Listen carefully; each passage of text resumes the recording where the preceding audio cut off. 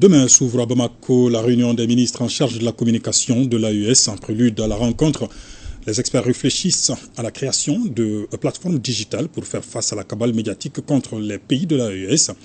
Au deuxième jour des travaux, les spécialistes ont finalisé certains documents, notamment sur la création de la télé et de la radio AES. Des documents qui seront soumis demain à la réunion ministérielle. Youssouf Diakité. Les experts de la Confédération des États du Sahel sont à Bamako pour réfléchir sur la faisabilité de la mise en route des outils de communication de la zone. Il s'agit de la télévision, de la radio et les plateformes digitales de la Confédération. Cette initiative, c'est dans l'optique de la confirmation de la souveraineté des États de la Confédération. Les enjeux sont importants. Je pense que les choses avancent très vite, conformément aux orientations de notre hiérarchie, des ministres et des chefs d'État. À la clôture de notre session, il sera procédé au lancement officiel symbolique de la Web TV. Tous sont unanimes que la communication reste l'un des maillons essentiels pour l'atteinte des objectifs de la souveraineté d'un État. Nous pouvons déjà lancer les plateformes.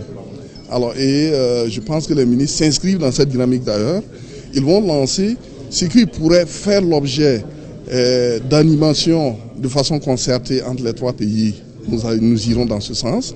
Mais très rapidement, il va falloir développer d'autres plateformes web pour véritablement répondre aux attentes du public. Bamako est à l'honneur pour la tenue de cette réunion des experts qui se penchent sur les grandes articulations de la mise en route rapide de l'initiative. Aucun segment n'est négligé. Faire comprendre à nos populations les objectifs, les orientations que nos chefs d'État veulent, la direction que les chefs d'État veulent prendre aujourd'hui en actant justement cette confédération.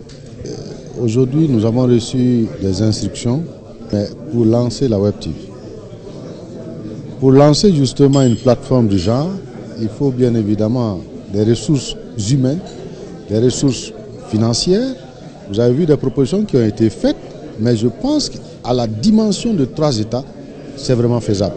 Les travaux sont présidés par le secrétaire général du ministère de la Communication, de l'économie numérique et de la modernisation de l'administration qui estime que la matérialisation de tous les travaux réalisés relève de la compétence des chefs d'État de la Confédération. Il s'agit notamment de faire en sorte aujourd'hui comment avoir une administration transitoire qui va gérer les questions d'urgence pour que la plateforme, une fois lancée, puisse continuer à être opérationnelle.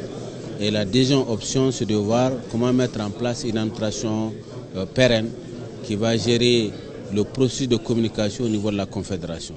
Donc ce processus va intégrer non seulement la gestion intégrale de la plateforme, mais aussi tout ce qui concerne les aspects de la création de la télé et de la radio, sur lesquels nous allons travailler très bientôt.